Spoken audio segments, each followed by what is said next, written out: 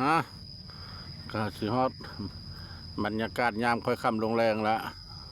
ท่านผู้ชมเลยมาคอยเบิ่งให้เบิ่งหน้าเนาะคอยเบิ่งหัวเบิ่งสวนนี่ละมาแต่เช้าทางลูกทางหลานโทรว่า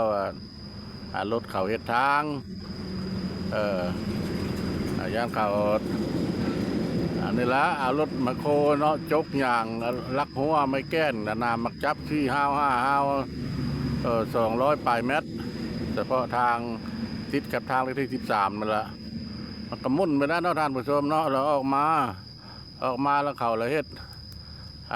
ส้นตัวนี้นะไปกลับคืนไปทางตะแคกพ้นทางบ้านมันหอมนี่แหละ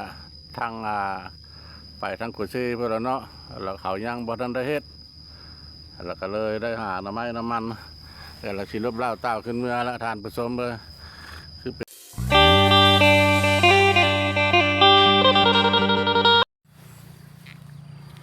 ดำนาลูกหลานดำนาผู้บ้านพะเลาะละบุรเฮ็ด3 ปีแล้วเด้อบ้านพะเลาะบุรเฮ็ดนี่นะน้องป่าปีนี้ก็ว่าชิดูดก็ฮอดบุได้ดูด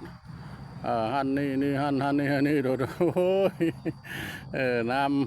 ำฝนตกมามันก็น้ำลวดไปเลยไปเมื่อป่าตัวละโลไปป่าข้อใหญ่ป่ายามันเนาะท่านผู้ชมเนาะมันบุตายแล้วมันก็กลับเข้ามาอีกประเภทป่าเนี่ยมันคืออยู่ว่ามันหูว่าน้ำมองนี่มันโบแห้งเนาะมันไปหาอยู่หากินไปไข่ถ้าคนโบกฆ่าโบกกินมันแล้วมันก็กลับมาอยู่บนเก้าอีกอันนี้แหละคือนาประบ้านพะเลาะเด้อเนี่ยลูกหลานก็ดำได้ลายละได้ลายให้เติบละคนละก่อทุ่มนั้นโบแม่นก่อไม้นั้นนะเด้อก่อในไม้ไล่ทั้งหมดได้ประบ้านพะเลาะรักษาไว้นะลายก่อ1 2 3 4 5 6เป็นคนละ7 8เป็น10คนในไม้ไล่ยามผลแล้วมันก็ออกมาแล้วเรากับไปหักมาต้มมาแกงเนาะเราก็บ่ได้ซื้อเด้ออาหารการกินปูปลาหลายหลายได้นาในป่าหลายอันนี้เราปลาเล่าอันนี้เรายังบ่ได้บุกเบิกเม็ดเงินก้อนเลยบ่ได้เบิกเป็นแบบที่แล้วนายนี่เพิ่นก็ดำแล้วเนาะดำแล้วยังบ่ทันได้เสร็จบ่ทันได้แล้วเสร็จเพราะว่าผู้เพิ่นเฮ็ดนี่ก็บ่ได้หลายคนได้2 ผู้เมียตะกี้เพิ่นก็ไปทำงานอยู่ประเทศเพื่อนบ้านบ่ล่ะเนาะอยู่ประเทศไทยเพิ่นก็ไปได้ทุนได้ฮ้อนแล้วก็มาเฮ็ดบ้านเฮ็ดเรือนแล้วก็ซื้อดินซื้อดอนไว้แล้วเพิ่นก็กลับมากลับมาแล้วก็มาเฮ็ดให้เฮ็ดนาแล้วก็เลยนาเพิ่นก็มี2 ท่ง 3 ท่งแต่ประมาณพะเลาะเลยมันอยู่ใกล้เฮือนเพิ่นเดี๋ยวติดกับทางนี่นะว่าดอนนี้แหละสิมาเฮ็ดเนี่ยว่าเห็นได้เขาดำนาแล้วเนาะดำนาแล้วเขาเจ้ายังเฮ็ดมาบ่ฮอดเขาตั้งเอาตัวลังมือคืนลงไปทางตะแคกพ้นแล้วยังพอทันได้เฮ็ดท่านผู้ชมเลย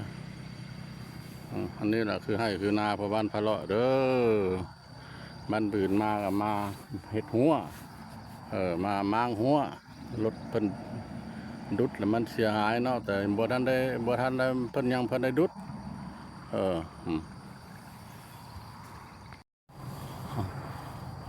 มะกล้วยยังเครือนึงยังเครือนึงบ่ทันได้ชุกท่านผู้ชมเลยนี่แหละต้นกล้วยของพระบ้านพะเลาะเด้อกล้วยเสียงเมียง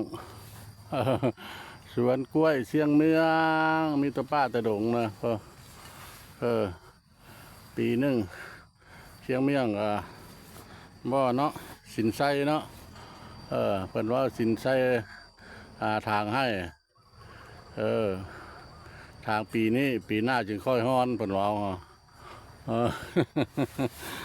อันนี้คือกันละปีนึงเนี่ยมาเยี่ยมมายามนั่นเองโอ้ผู้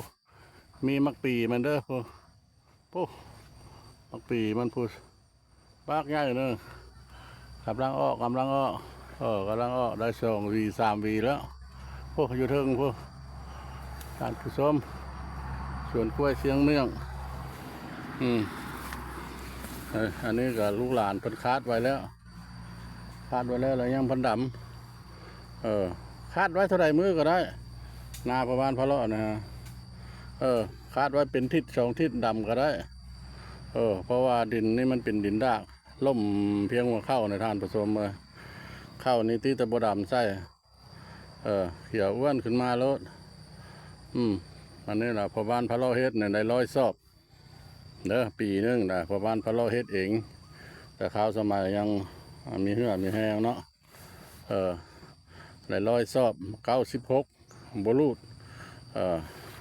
มาเดี๋ยวนี้ลูกหลานเฮ็ดกับปีที่แล้วนี่แหละเขาเจ้าก็เฮ็ดบ่ได้เม็ดบ่ได้แตกเนาะได้60 ปลายก็เข้า70กระลุดนั่นแหละพอบ้านพะเลาะเฮ็ดปนอนอยู่นี่รูปเหล่าอยู่เบิ่งน้ำเบิ่งในเสียหญ้าค่าหุ้น